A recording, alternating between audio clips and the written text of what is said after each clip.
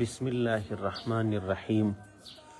نن تاریخ دی 21 د اپریل د میاشتې او ورځ ده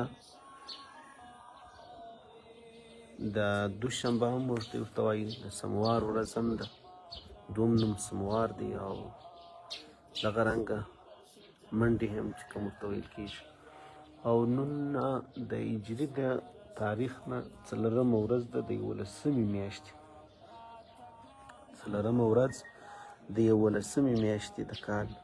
د میاشت په اسلامي نومو کې د ذوالقعده میاشت وایي. د نن ورځې دعا ده کله چې انسان خدای نکرده یو مصیبت زده، یو ناجوړه، یو په تکلیف کې انسان وویني، خدای نکرده هغه ناجوړه یا په بند کې یا هر څه مشکل مصیبت چې راغلی، په دې ټیم کې مسنون ذکر او مسنون دعا ده رانقل ده چې انسان به پاک رب وغواړي. د دعا الفاظ او لنډ لفظي ترجمه: بسم الله الرحمن الرحیم. الحمد لله الذي الحمد لله الذي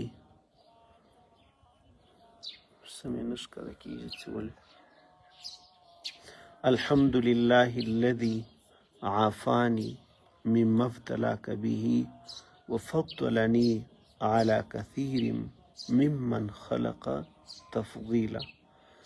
الحمد لله الذي عافاني مما ابتلاك به وفضلني على كثير ممن خلق تفضيلا.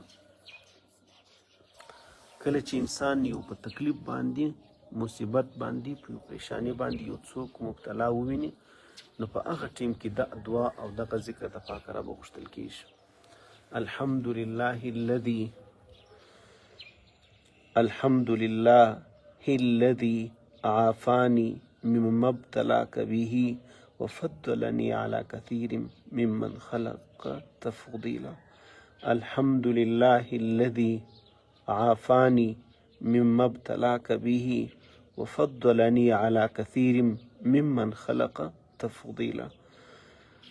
د دې ترجمه دا ده، لفظي ترجمه، چې ټول تعریفونه او ثنا او صفت لایق هغه ذات دی کوم ذات چې ما ته عافیت او خلاصون را په نصیب کړی دی. الله زه د دغه مصیبت خلاص کړی یم په کوم تکلیف کې چې دا بنده د خدای پاک را مبتلا دی.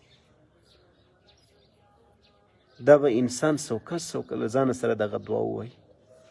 او الله رب العزت زه په خپلو مخلوقاتو کې در ډېرو لوړ کړی یم، در ډېرو یې زه بالا کړی یم. عزیزانو، موږ به د الله رب العزت د کم نعمت شکر وباسو. په دې وجه دا یو مسنونه دعا ده په دا ټیم کې.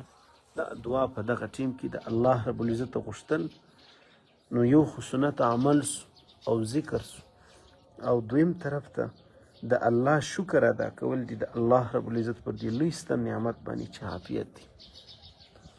نو الله رب العزت یو موږ تاسو ته هم وس او توفیق د دې را نصیب کړي چې موږ تاسو د الله رب العزت پر نعمتو باندې شکرونه وباسو.